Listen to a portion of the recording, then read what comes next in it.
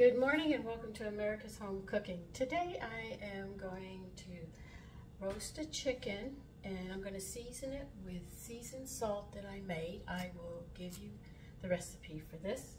And I'm going to put a giblet gravy because I had canned a turkey. I took the giblets and I canned them, and I'm going to make a small batch of giblet gravy when the chicken is done, and I'm going to pour over it, which I think will be delicious. I've got my mallet, get through the bones, and I have a cleaver. I'm going to split this down the middle and crack the spine open. And it's going to get quite noisy, so I'll be back. Okay, I have the chicken split in half. I'm going to take some oil. I'm going to get a brush. Hold on.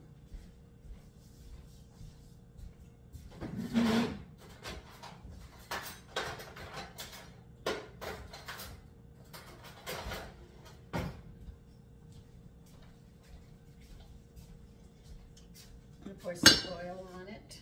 Brush the inside and the outside. First one side and then the other.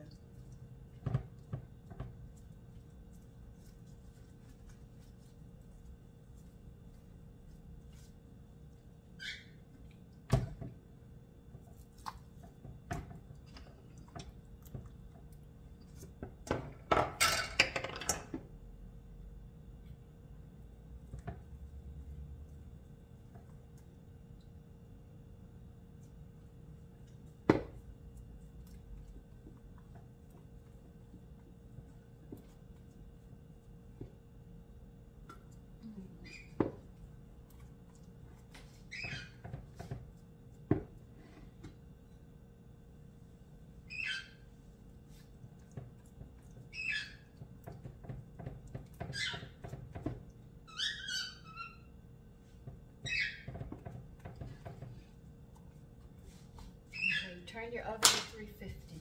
Make sure the shelf is in the middle.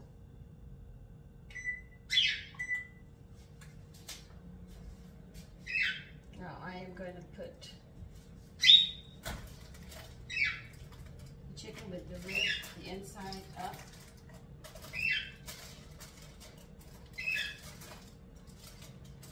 So we're going to do that side first, and then we'll do the other side.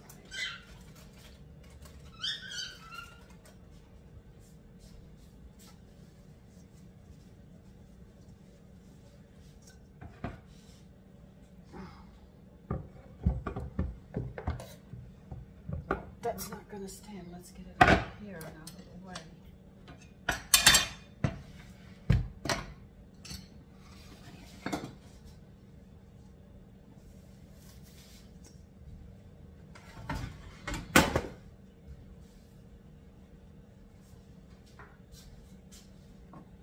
I'm going to sprinkle this on.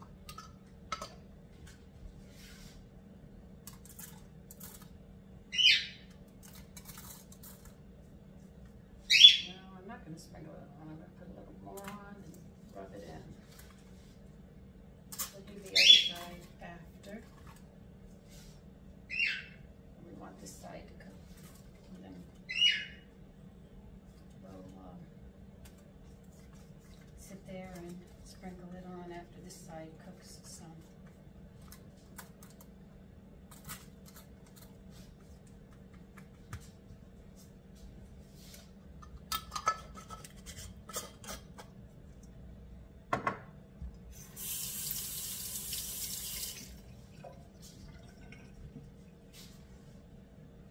Let me get the seasoned salt recipe for you. Hold on. Okay, to make your own seasoned salt, you're going to need 1/4 of a cup of kosher salt. You'll need 4 teaspoons of black pepper, 1 teaspoon paprika, 1 teaspoon garlic powder, 1/2 teaspoon onion powder, and 1/2 teaspoon of ground red pepper. And you mix all of that up. Just shake it up and put it in a little jar, and that is your seasoned salt. I'll be back. Okay, I'm going to put it in the oven now.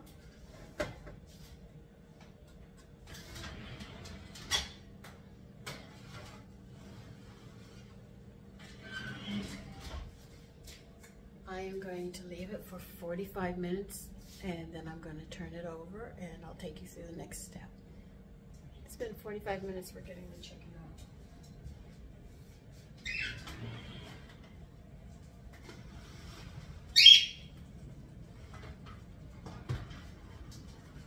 What we're going to do is we're going to flip it. And hopefully without getting burnt.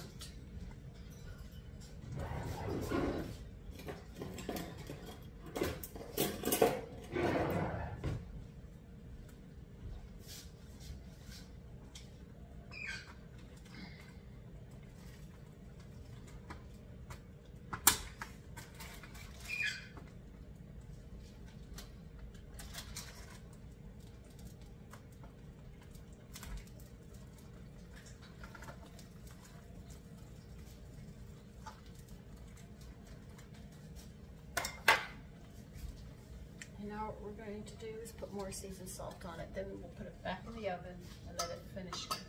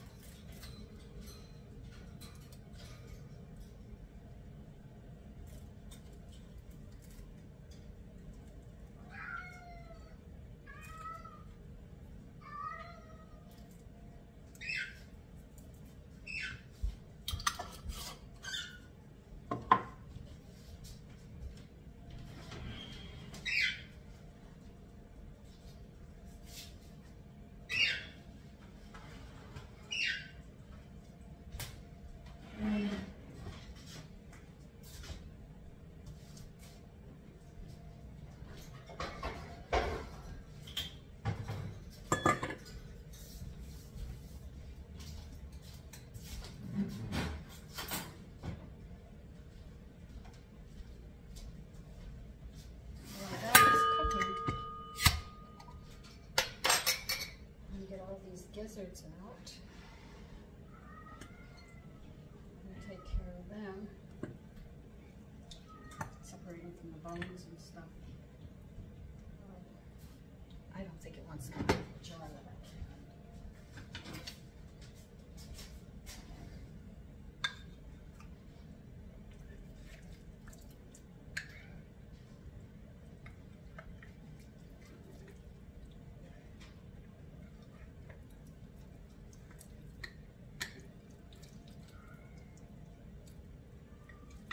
What I like about pressure canning when I do the gizzards, the necks, or if I pressure can chicken fowl and stuff, the gristle on the bones and the bone marrow is so tender. I just put it in like if I'm gonna make a chicken salad or a turkey salad sandwich, or if I made some stew and I use bone.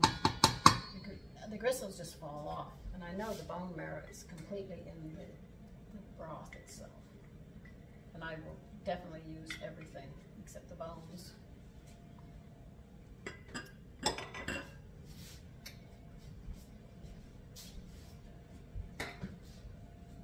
Right now, what I want to do is take all the meat off the neck because I'm going to use it in the giblet gravy. I'm not going to waste it.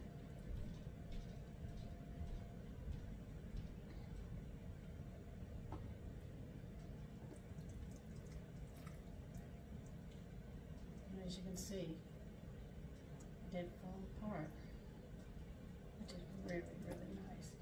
This way there's no waste. Most people just use, throw the neck meat and the heart and the stomach. No, let's see, the heart, the stomach, and the liver out. After they make the giblet gravy, they strain it. But I don't. I'll chop the meat up and put it into the giblet gravy for extra protein. But pressure canning it this way, I know I'm getting a lot more. And what I have to do is just pick through and make sure that I get all of it. Okay, this is a liver. This is the stomach. I'm trying to find the neck bones and all.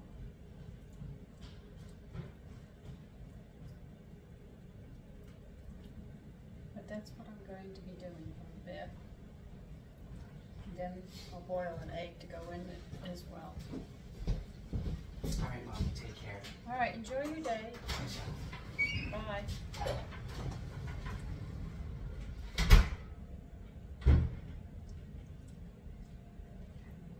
So there's a lot of meat that you don't have to throw away. It's a good way of getting your children to eat the liver and the stomach and the heart without them knowing. Just dice it up and put it in the liver gravy. So while I finish picking through all of this, I'll give you a break.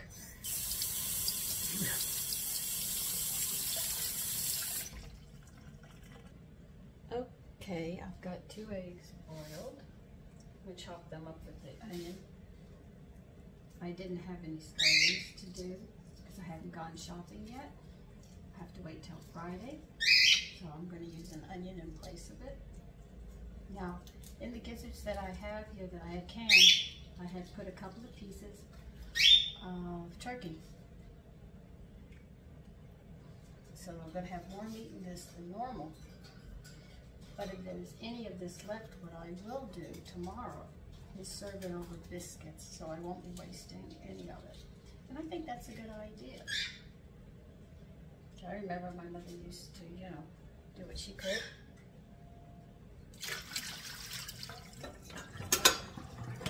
I remember the first thing she had me do when I was crawling, had to crawl up into the chair, and the first thing I learned about cooking was how to grease a pan.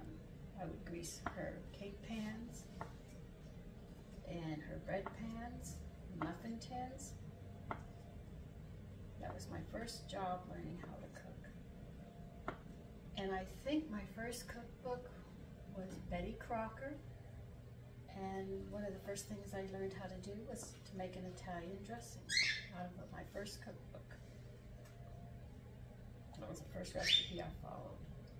And in that cookbook, they showed you how to make coffee, and they showed you how to make tea. So I've been in the kitchen a long time learning how to cook. And so many people have taught me so much through the years. And I have to say, I am still learning to this day. And it's such a great art form because you can go in any directions with food, which I like a lot. I'll get a pan, we'll get some butter, and we'll get this gravy going.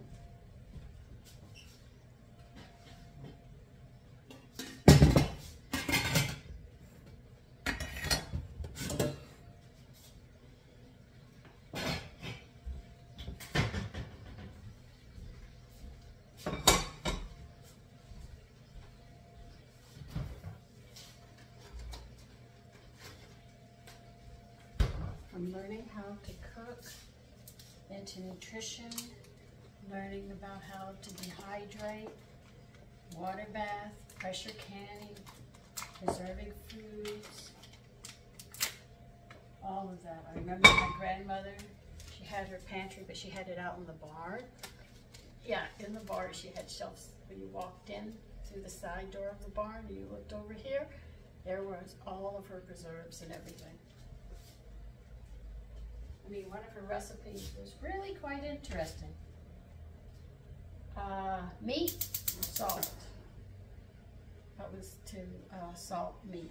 That was her recipe. 50 pounds of meat, salt. And I said, do you have any ratios to this? And she said, no, I know what it is.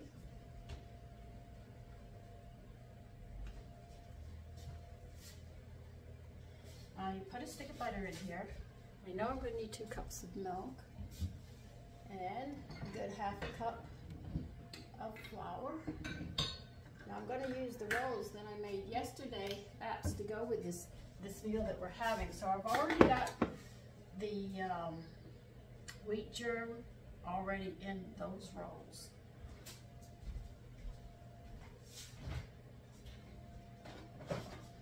So if I use white flour here, I've already covered myself with the rolls. And for the gristle and all, it's all in the meat.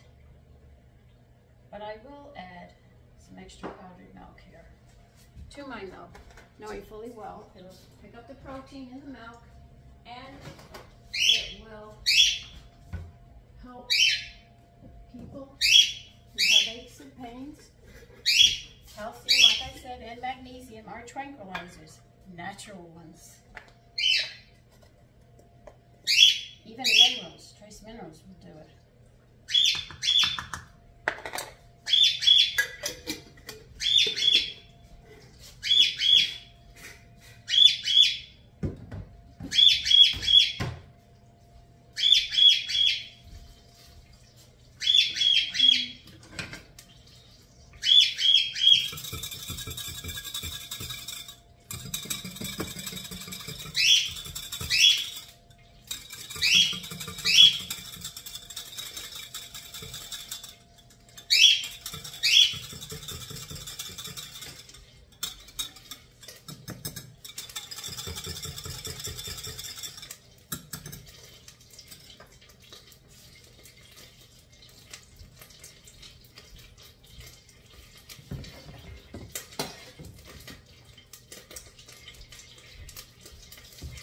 Half a cup of powdered milk right there. I put in 2 cups of milk. I'm going to put a half a cup of, I'm using my 4th cup measure, that's why you're going to see 2. I am going to put half a cup of the butter because the butter is a half a cup. And to make a roux, you need equal amounts. Just waiting for it to melt and then we'll start. So I've got a lot in cooking. But sometimes I just cannot for the life of me remember one simple word that I need, but I know all the steps I have to do.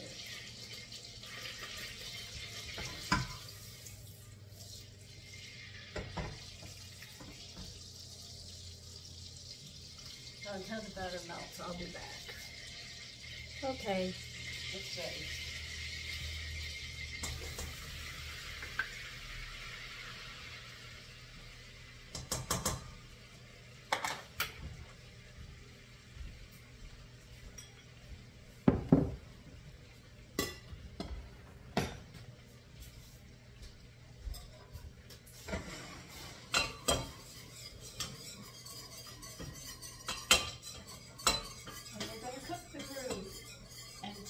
You actually get the smell of the toasted flour. If you don't, you have a rawness of the flour in your gravies, which you don't want. It doesn't make any sense if it's a regular gravy that you're making, or if you're making a gimlet gravy. Any kind of gravy you make, you've got to cook that flour, cook the rawness out so you smell the toastedness of it.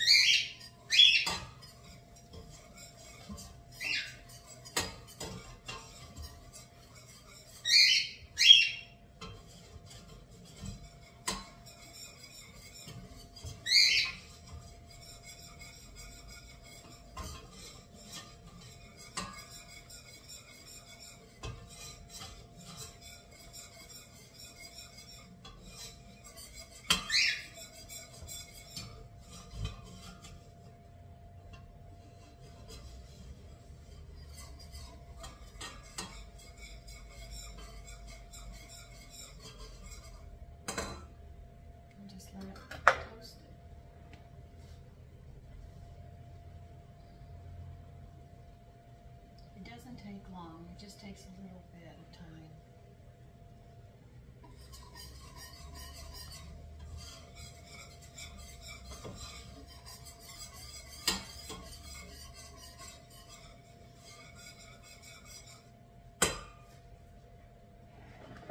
I can smell it almost.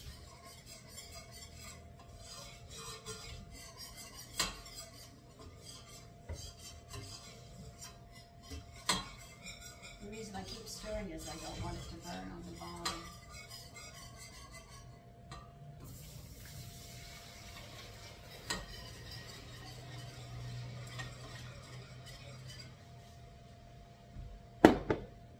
This is going to get thick.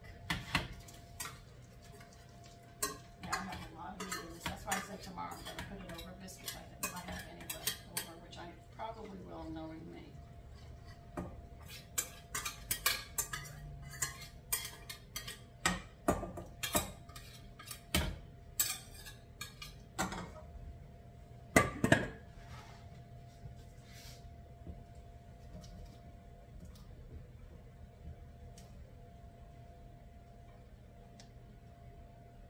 know you didn't see me put any flavorings in, but I had the flavorings already in it when I canned it. The only thing I might add is salt, if I need it.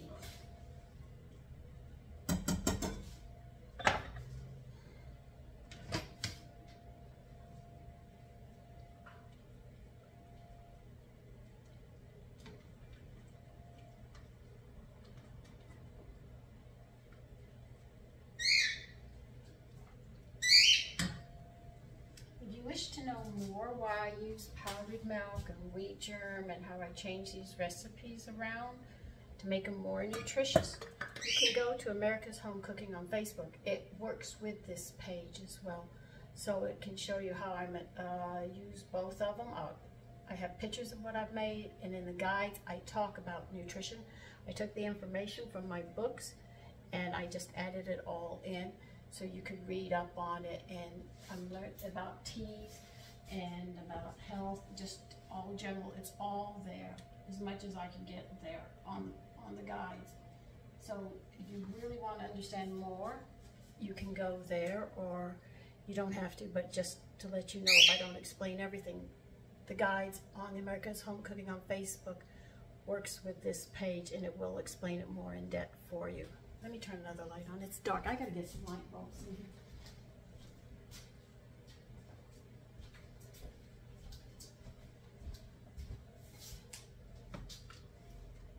So this is really going to be meaty.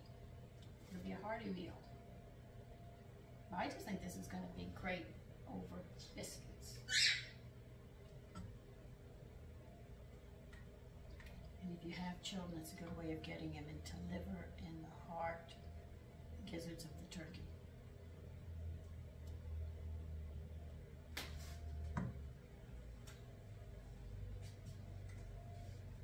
Well, that is pretty much it for this video. If you like it, please give a thumbs up and subscribe so you'll know when my next video is. Well, right now I'm doing it every day, so you know I'm doing it.